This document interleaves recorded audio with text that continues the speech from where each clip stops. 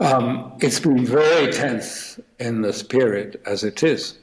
Very tense because of what's been happening in West Bank and in Gaza. And Jordan is terrified that Israel will eventually push the Palestinians out of the West Bank and describe Jordan as a new Palestinian state.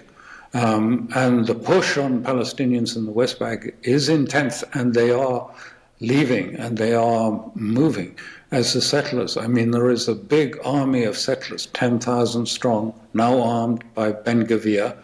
And I believe, I can't say for sure, but what I hear from inside in Israel is there's going to be an attempt by Ben-Gvir, who is in charge of the police, coordinated with Smotrich, to clear the Palestinians out of Area C.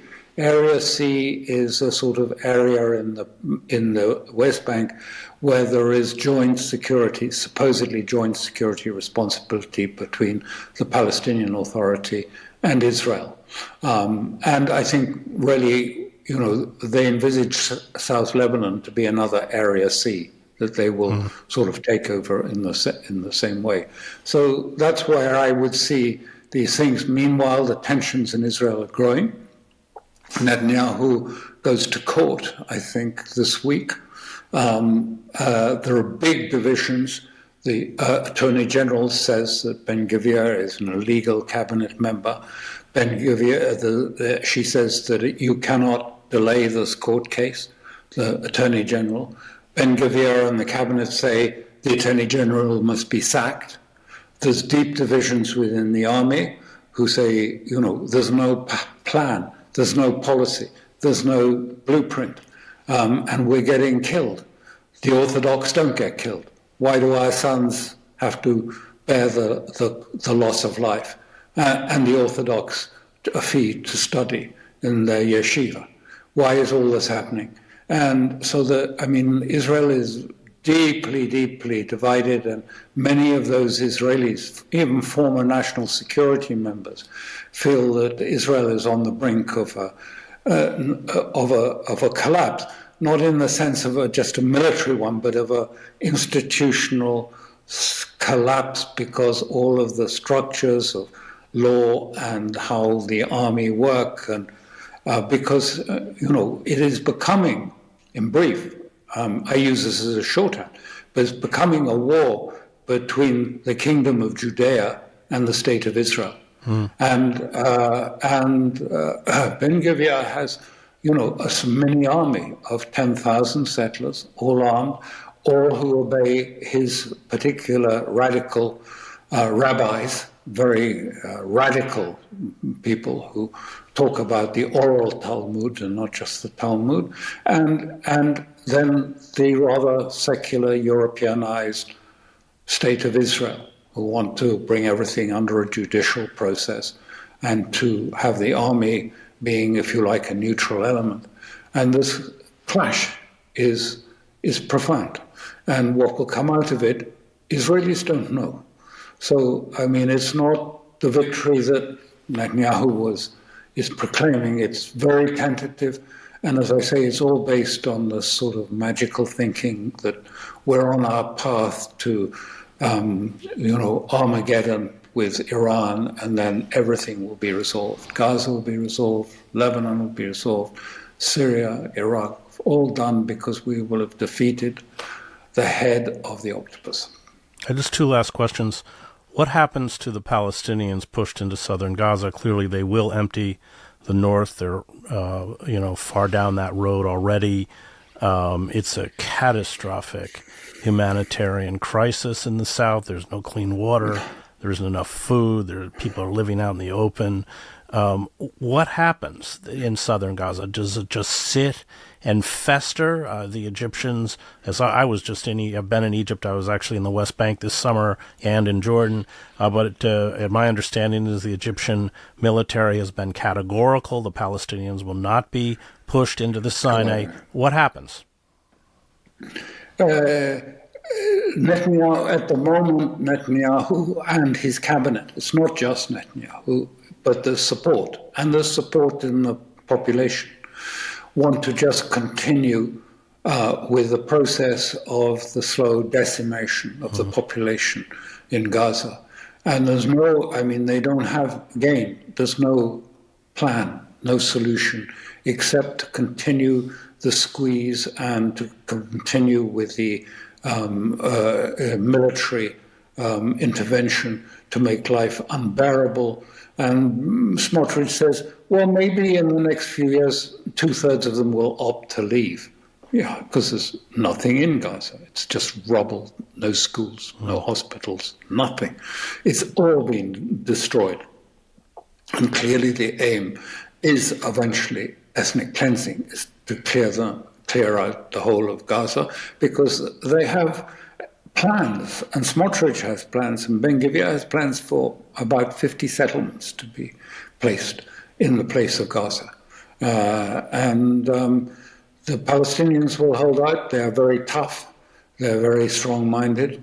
And they will hold out, and it will be, a daily unfolding tragedy. I can't even bring myself to watch some of the videos that come out of there of children and people burnt alive and so on. So, but I see no solution to this as long as Netanyahu and the cabinet, and I don't see any particular immediacy to a fall of the government at this stage. I mean, who knows? There's the trial coming up. Anything can happen. The whole thing can collapse. I mean, because it's all very precariously based on this tiny sort of fulcrum of Netanyahu's power and his sort of vision of great victory and the support that he gets for that. And just to close, how likely do you think a war with Iran is? I think it's likely. I think it's likely for the following reason. I think that it's not about Iran particularly. It's nothing to do with Iran. Firstly, they want to disrupt Trump, to pull him into, if you like, a war on Iran. They think it'll be an easy war. I think they've got this totally wrong. They think it'll be an easy war, but they want to reassert, if you like, American power and leadership. And they feel that, doing, every so often, throwing a small country against the wall and smashing it up sort of is good for this. And I think, I'm not being too cynical, I think that they feel they need a war. There is a strong sense in that, if you like, ruling cadre, not for Americans as a whole, but for within that, if you like, that they have to reassert those deep layers of American policy, which are, they will not tolerate any, if you like, rival power, any challenge to American leadership and American greatness, an American sense of its vision for the future to occur on their watch. And therefore, this has been bedrock, bipartisan bedrock at this sort of deeper layer of, structure that no politician is allowed to challenge. And so I think they will probably do it. It's not about, is it good or bad? I don't think Trump will be able to, because they control. The other thing is, basically the Israeli firsters want it, and they control Congress, and they have the money to do this, and they probably will do it. But is that an aerial campaign? I don't know, how physically would they send troops into Iran? They can't do troops. No, they can't. You can't. It's, its population is 90 million, and it is as big as Europe, virtually. Couldn't do this, no. It's only by, and here's where I, disagree with the consensus in America. They think it's by air assault, shock and awe, a big campaign that will go in and bust it. But the technical reasons for why that won't work are plentiful. First of all, Iran has excellent air defenses from Russia, but their own as well. And the Israelis, contrary to what the media say, were not able to penetrate into Iranian airspace when they attempted that strike, 26th of, I think it was, October. They were not able to penetrate into their airspace. And when you're talking about a nuclear program or programs that are deeply buried underground, you saw what happened in Beirut. To get at the Hezbollah leadership, it took 85 heavy missiles.